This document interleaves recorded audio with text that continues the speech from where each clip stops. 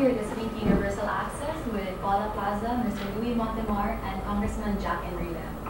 So before the break, he started discussing one of his main advocacies, which was food sovereignty. So Congressman, can you please talk to us a little about your programs and your thoughts on this? Sure. Food sovereignty basically is a concept that was started in South America. It was formalized in South America by a group called the Via Campesinos, which is loosely translated the Farmer's Way. And it was a group of NGOs that got together with the rural communities there, and they decided to say, listen, we need to be able to determine for ourselves which policy directions we must adopt, so that we as a people, the right of the people, must be honored and respected, for us to be able to feed ourselves and to determine what we want to eat, when we want to eat it, and at how much, at what price point we want to pay for the food that we have. In an age of globalization, where basically all the borders have been taken out, you really have a free flow of foodstuffs from one country to the other. We see that the poorer countries are sort of left at a disadvantage, because now we know that most of the developed countries, part of the reason why their agricultural products are so cheap is because they're able to subsidize their farming sectors and their farming communities. Whereas us, especially the developing countries like the Philippines, we do not have the capabilities of providing that same kind of support to our farming sector and to our agricultural sector.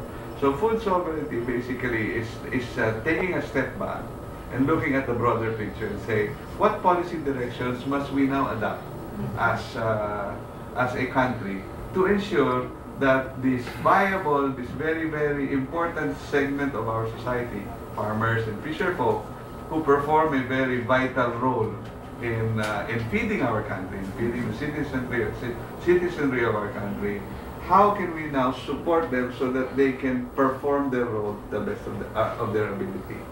We know as a country that there is not, and as a congressman, we know that there is not enough resources to fully develop the agricultural base. I understand that.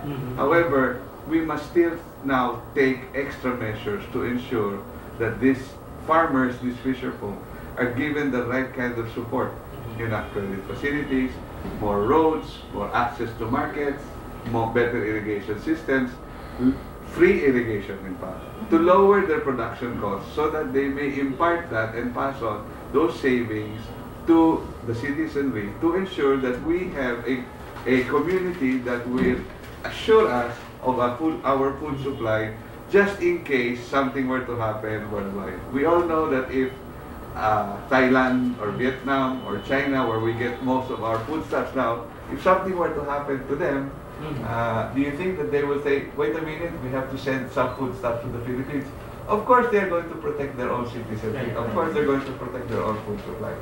So my contention is, if you develop this concept of food sovereignty and you accept it and you push forth the policy directions that are going to ensure that a country is sovereign in terms of its food requirements, you will have food security.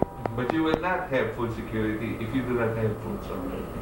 Have we ever had, a real concern with this? As far as you can... Not yet, but we're now closer to 100 million people. And there is pressure in terms of housing those 100 million people, where now that you're getting less and less arable land that you can allocate for agricultural purposes. Can we bring this down to the ground, sir, in terms of, for instance, your experience in Cagayan?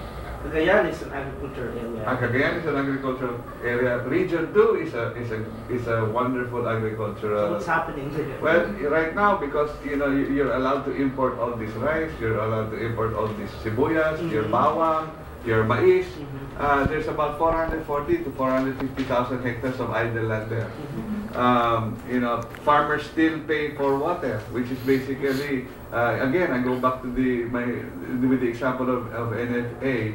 NIA was tasked to basically provide a service to the farmers to ensure that they have the inputs to grow rice, they have the inputs to grow mais.